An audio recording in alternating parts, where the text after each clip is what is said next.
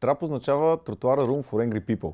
И има много скрити послания в него, но всъщност Angry, исках да поговоря по тази дума, гнева, всички трябва ние да сме гневни, но не гневни по начин да мразим, а гневни по начин да съм жив вътре в мене да гори нещо. Това означава, младите хора, всичките са така. Не познавам някой, който да не е вътрешно в себе си, да не се ядосва на себе си, че не може да прави еди какво си, да не иска да го направи. Точно този гняв, мек гняв в кавички, има значение къде и как ще се насочи. При някой избива гняв към останалите, при други всякакви неща, но всъщност насочването му в правилната посока е много ключово. Агресията не е решение, депресията не е решение. Решението е говорене с останалите, с учениците, но това по някой път не е толкова лесно. И точно тази комуникация е много ключова за следващите стъпки, които трябва да предприеме един млад човек. А за да се случва тя, трябва да има кой да чуе, защото ти за да кажеш нещо, трябва да има кой да чуе. Аз бих казал и не само към възрастните, и към младите, към учениците, защото те си мислят, че много знаят и си мислят, че много добре комуникират, а всъщност не слушат. Те основно говорят. Слушайте малко, в смисъл не родителите и учителите, слушайте съучениците си.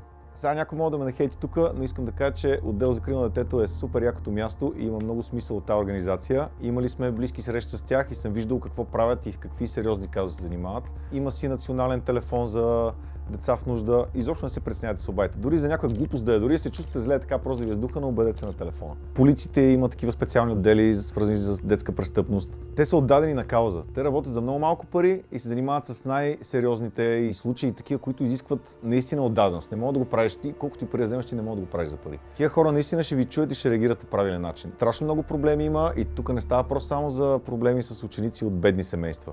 Много голяма част от проблемите се дават ученици от богати семейства с безкрайни възможности.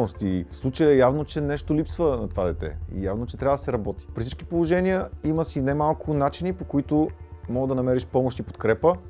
Говориш с съучениците си на първо място, говориш с родителите си, ако си в добри отношения с тях, ако не си, намираш някой възрастен, на който имаш доверие. Има си институции, има си страшно много организации, които са читави. Търсенето на подкрепа не е признак на слабост. Признак на слабост е да не потърсиш подкрепа.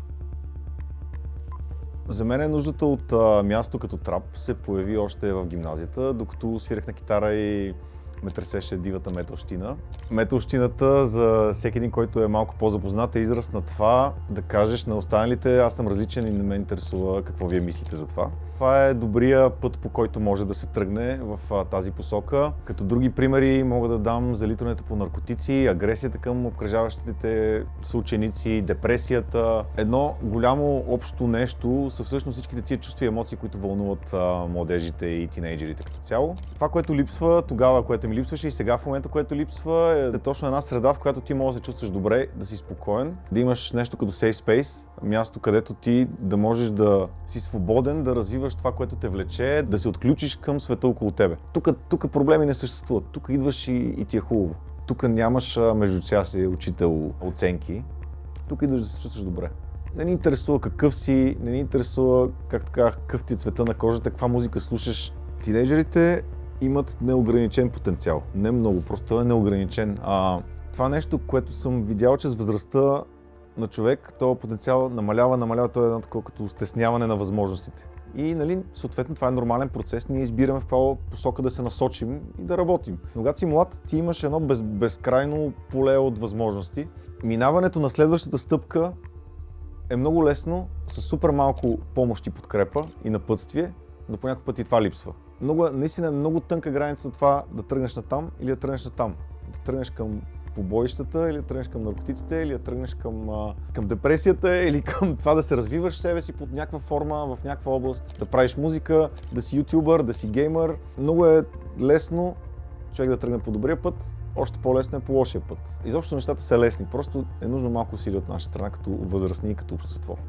Тинейджерите и изобщо учениците в гимназията са едни много истински и чувствителни хора, които веднага ще разберат, ако ги лъжеш. И спечелването на тяхното доверие не може да се случи по неестествен начин. Трябва да го заслужиш, има за какво да го заслужиш, защото ако ти им заслужиш доверието, съответно ти можеш да научиш после много от тях, както и да им дадеш. Главното нещо тук е да може да предоставим максимално много различни видове дейности, които са ги измислили децата, дошли са като идея от тях, и съответно това трябва да ги мотивира тях да се включват по-активно в различните тия дейности. Също така, като имаме на едно място толкова различни видове занимания, като музика, гейминг, работилници, спортове, фестивали, събития, концерти, ти имаш досег не само до това, което тебе те интересува, но и до това, което и другите ги интересува. И тогава се отваряш към неща, които няма как иначе да ги видиш и да ги усетиш и да се докоснеш до тях. Резултати се виждат и не са малко хората, които общуват по-свободно с другите, чувстват се по-щастливи след всяка една такава дейност тук, дали ще е репетиция, дали ще това да те гледат 50 човека и ти да си най-велики коментатор на света. Но ето Нуба, примерно, който е нашия главен стример, супер несериозен, не идваше изобщо, когато се оговаряхме за нещо и той в момента, когато си имаме стрим от 8, в 7:45 е тук, за 2 минути си пуска техниката, започва да въвежда хората в играта, просто съвсем различно отношение. Все пак има една институция, която се казва училище, която добра или лоша, изобщо не ни е работа да коментираме, тя просто има. Това е институцията, която работи с учениците. За нас също е много важно да ги научим, че тази институция има смисъл, има значение от гледна точка на това, че ти, за да имаш успех там, трябва да си отговорен към нещо. Дори и да не ти харесва, ти трябва да си отговорен. Всъщност училището ни учи на това. В огромна част от нашите инициативи и събития има изискване за успех. Минимум 4.00, за да можеш да се запишеш в гейминг турнира, да участваш в фотоконкурса или за каквото и да е. Много често имахме рап конкурс, пак имаш условия за 4.00 успех. Трябва да се замисля, че ако искаш да си добър рапър, ако искаш да си добър геймър, не можеш да си губиш времето. Ти трябва да си отговорен и да спазваш някакви ангажименти и задачи. Тази промяна, за която всички говорят, тя също е едно израстване. И това израстване ние трябва да позволим да се случи. Тоест трябва да поливаме водата на цветето, за да може то да стане голямо, трябва да му сложим саксия и всичките ти останали неща, които са.